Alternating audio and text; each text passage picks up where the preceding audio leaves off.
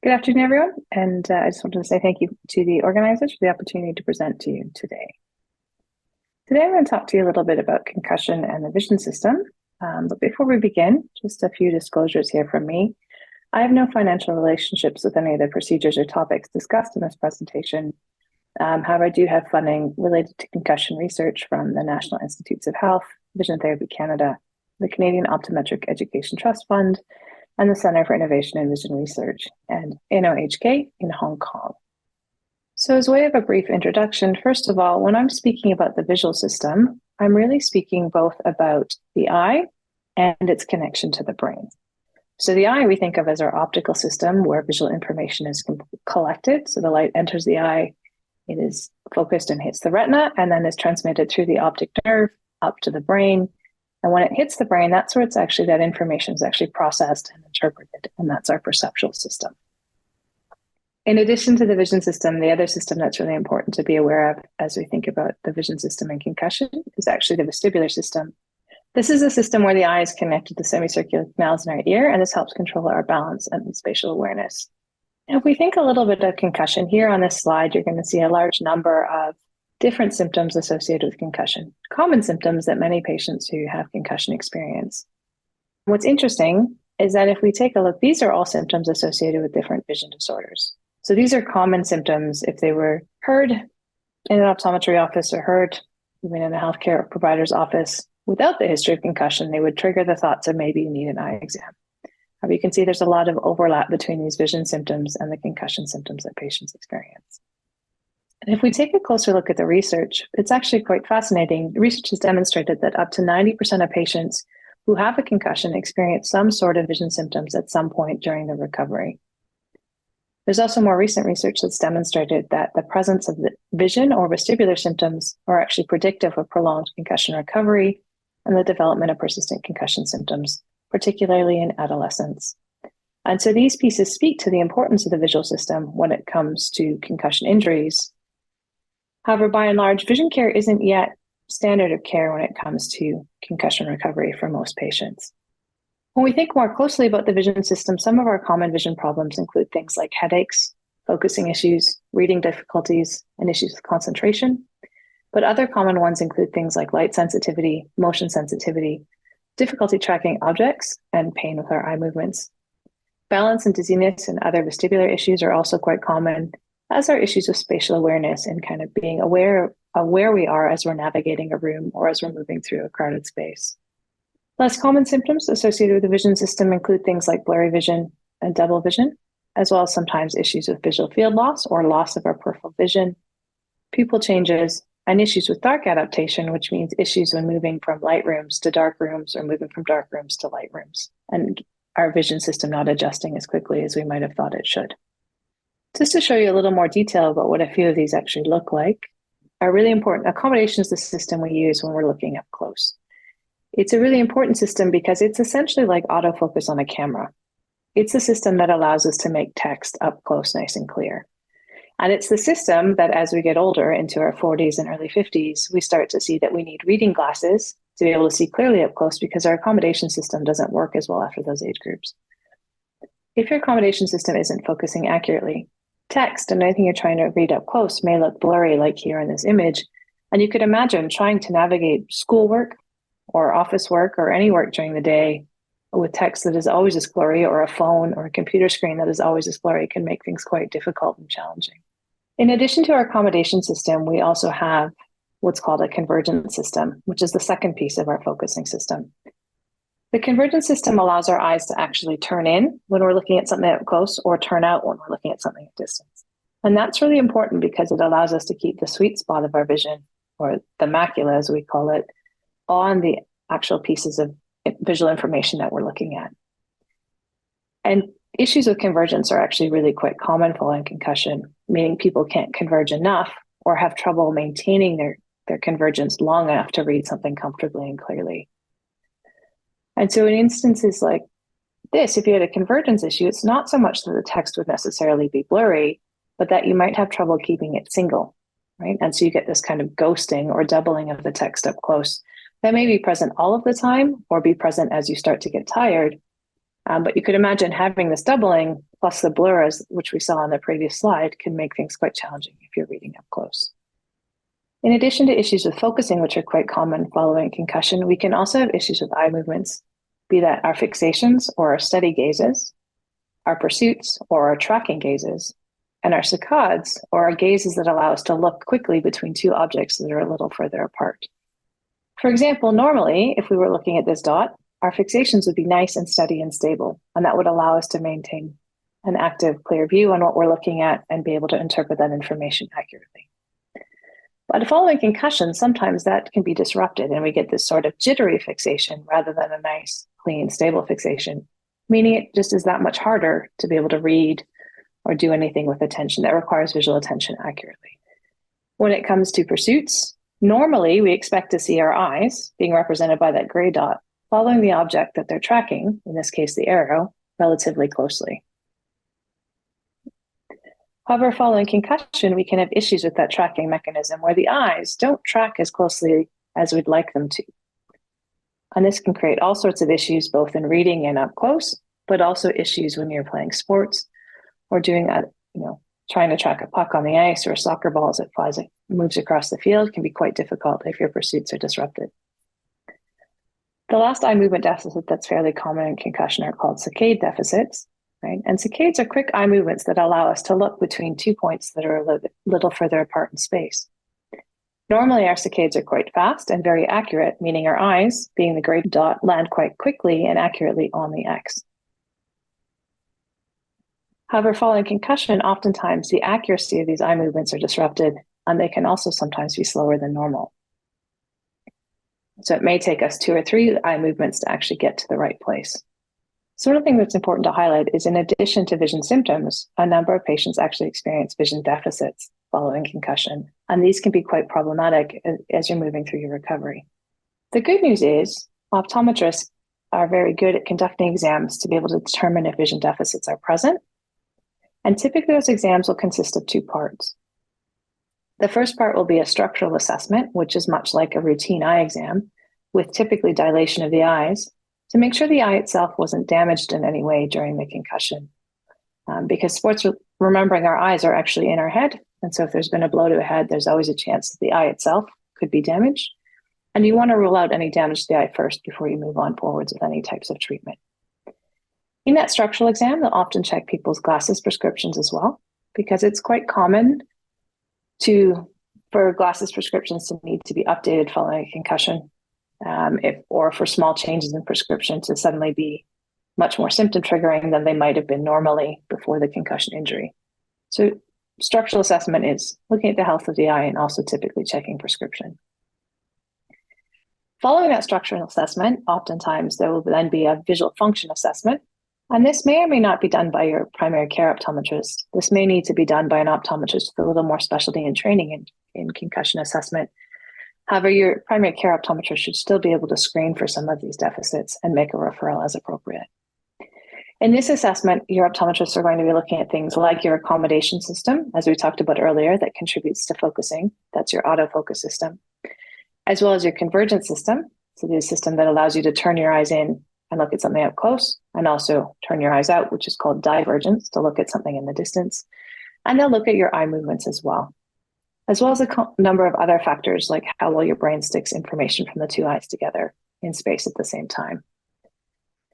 And what's really exciting and important to know is that many post-concussion vision deficits can often be treated with glasses or contact lenses, and sometimes vision therapy exercises, or a combination of the both. So vision therapy exercises are typically exercises much like physio exercises, but these are actually prescribed for vision-specific issues to help you develop the musculature, whether that be to improve the eye movements or to improve your focusing or the accuracy of the alignment of your eyes.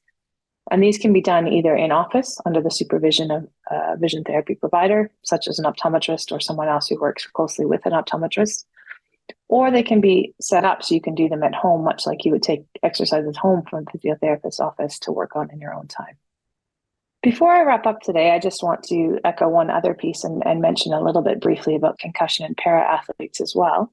It's really important to remember that not just our sighted athletes and our able-bodied athletes get concussion. Concussions occur in parasport at a comparable frequency and incidence level to able-bodied sport. And interestingly, may even occur more frequently in athletes with vision impairment compared to athletes who see normally.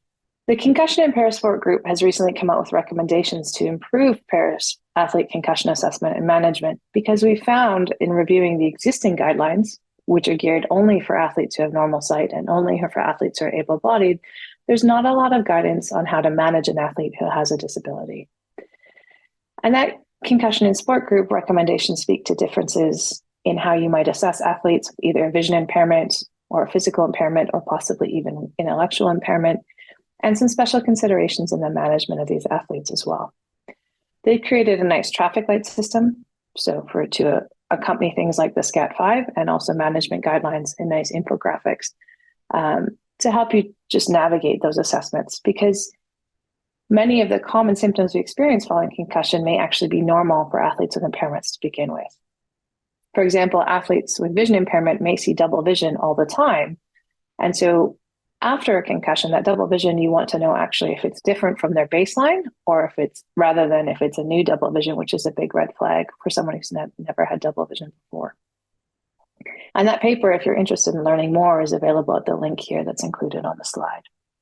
In athletes with vision impairment specifically, it's also really important to have an eye exam or an optometric assessment after that concussion, because it's really important to figure out if the vision problems those athletes are experiencing are related to the actual injury itself or related to their pre-existing vision condition.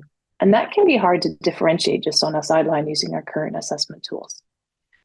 In addition, athletes with vision impairment and para-athletes may need some additional considerations and recommendations and adaptations to their workplace or school place as they move forward in their recovery.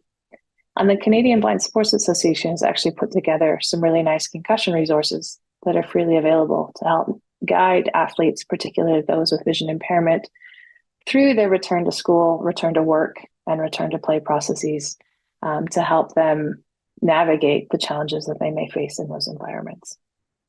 So in conclusion, vision problems are common following concussion, but there are often things we can do about them. And so if you or someone you know is suffering from a concussion, and it sounds like they have some of those common vision symptoms, it would probably be a really good idea to have them get a full eye exam if they haven't done so already, to see if there's any of those deficits there, because there may be things that can be done to help them improve or help them navigate the recovery a little more easily. Thank you.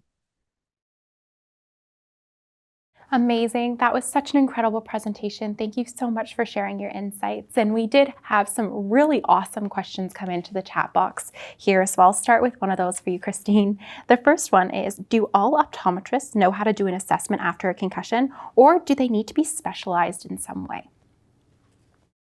So that's a great question. All optometrists can certainly handle the full eye exam, and a lot of are actually trained to assess the accommodation system and the Virgin system and the oculomotor control systems, and can actually do all of the tests that we would do in a concussion assessment. However, not all optometrists yet have as much experience in managing concussion because it's a relatively new area for our field, and so we're still learning and developing and conducting research in that space. So certainly, though, in the 10 years I've been back in Canada and working in this space, the number of people doing this is growing. And certainly all optometrists can start the assessment and should be able to connect you to someone who can do the further management if they aren't comfortable. Amazing. And I've got kind of a follow-up on that one. Sure. Is how can someone find an optometrist who knows how to do these types of assessments? So a great place to start is actually connecting with your medical team that you're working with to manage the concussion already. So many of the optometrists work in collaboration with your medical care team, so your sports med doctors or your physios or other people in the community. And so I would start actually with your team and asking if they know someone in the community who could provide that care, or even asking your own optometrist. They may know who in your local communities can provide that care as well. Amazing. Thank you. And we had another awesome question come in here that says, are there any resources available that provide guidance for parasport athletes and coaches when it comes to concussion and vision symptoms and assessment? So the best resources we have, they're still early. So this is really new areas coming out, new areas of study, but the Canadian blind sport resources are fantastic for kind of returning to learn, returning to work, and returning to sport for those athletes and how to manage some of that transition back. And then the concussion and parasport group has got a nice position statement on some of probably the easiest guidelines to follow on sort of assessment and management as a starting place for sure. That's amazing. And for our viewers, we do have that consensus statement on our website. So if you're interested in checking it out, it is up on the CERT Concussion web portal, which is great. Thank you so much to pointing to those resources. If you're okay, we've got a couple more questions. Sure, happy Lots of audience engagement here, which is excellent. So my next question for you is, do you recommend including an optometrist as part of every athlete's concussion management team? Or should an athlete go to an optometrist only if they are experiencing some of those vision or vestibular deficits? In a real world, as an optometrist, I'd love to see, having a head injury, the eyes looked at some point because they are in our heads. However, I think realistically, when we think about access to care and funding and optometry not always being covered by insurances and in different provinces, that it's probably a case where if you've got persistent symptoms, that's the time you should be really seeking optometric care and the advanced therapy after concussion if things aren't recovering. That sounds great. So for our viewers, just if you're noticing any deficits, kind of encouraging athletes to seek the care to make sure that they're getting all of the help that they need in their recovery. So another question for you, if that's okay. Yeah, absolutely. What are some examples of vision therapy exercises? So some examples of vision therapy exercises, some of the ones I often will use routinely in my clinic, or exercises where we'll have patients looking at a near target and then changing focus to a distance target and working on how frequently they can make those changes and how accurately they can make those changes. Sometimes we'll use different lenses to force the eyes to kind of like weights. We use lenses like weights in a gym to increase the demand and the effort it makes to change focus. Or we may do exercises with different targets where we have to force the eyes to line up and give you cues to make sure they're accurately lined up and work on those pieces as well. That's amazing. Okay, we have one last question here Sure. for you. So you had mentioned that post-concussion deficits can be fixed with glasses. In your experience, are these deficits often long-term, meaning that athletes will need those glasses in the long run? I know Kim and I are both very interested in this question, as we both are wearing glasses now after our concussions. That's a really great question. So sometimes in my experience with athletes, and athletes in particular, is that oftentimes they see really well, but it just takes a little bit of extra effort to see clearly because they're often long-sighted, which means they're using the muscles in the eyes to focus clearly. And when we put the glasses on, we try to make their vision comfortable, not necessarily clearer, but more comfortable with the glasses, and sometimes clearer with the glasses as well if it corrects a small prescription. And my experience is that by and large, athletes, when they start to see clearer, like that clearer vision, and it's easier and it's faster and it's more efficient. And so we tend to then look at contact lenses for performance enhancement because it just makes everything run smoother. But the concussion didn't cause a new vision problem. It's always been there. You had just been compensating and didn't know how much better your vision could be necessarily. That is super interesting. Okay, well, thank you so much. That was a very eye-opening presentation. Thank you for that. We really appreciate you joining us today and sharing your expertise. So a big thank you to you and to answering all of those questions that we had from the audience.